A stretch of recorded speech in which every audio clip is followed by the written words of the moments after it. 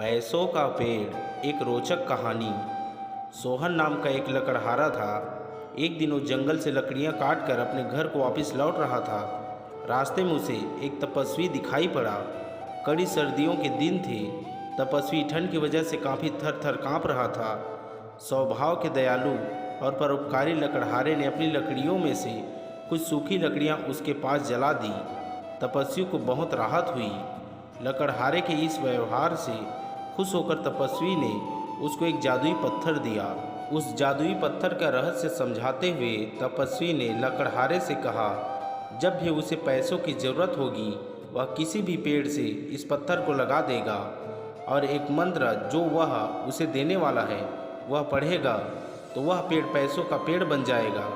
इस तरह से वह जितने चाहे पैसे अपने लिए बना सकता है और ज़रूरतमंदों की मदद कर सकता है और अपने अच्छे कार्यों की निरंतर चालू रख सकता है।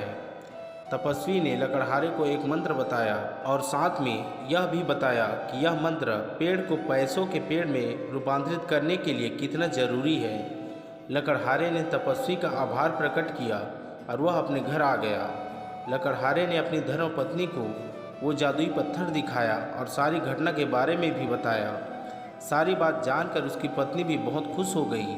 अब लकड़हारे और उसकी पत्नी को जब भी पैसों की ज़रूरत होती वे दोनों किसी भी पेड़ को पैसों का पेड़ बना लेते थे और जितने हो सके उतने परोपकार के काम किया करते थे।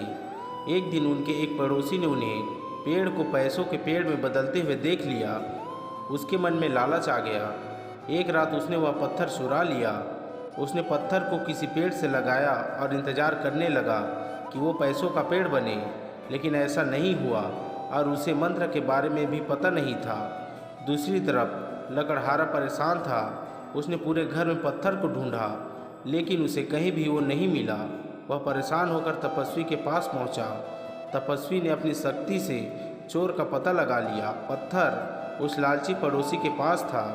लालची पड़ोसी ये सोच सोचकर पागल हो गया कि पत्थर काम क्यों नहीं कर रहा है।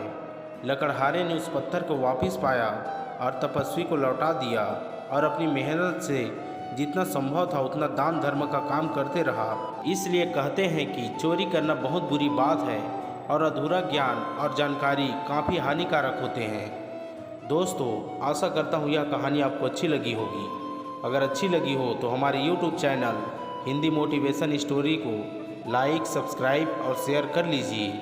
धन्यवाद। मिलते हैं और भी ऐसे ही मनोरंजन कहानियों के साथ।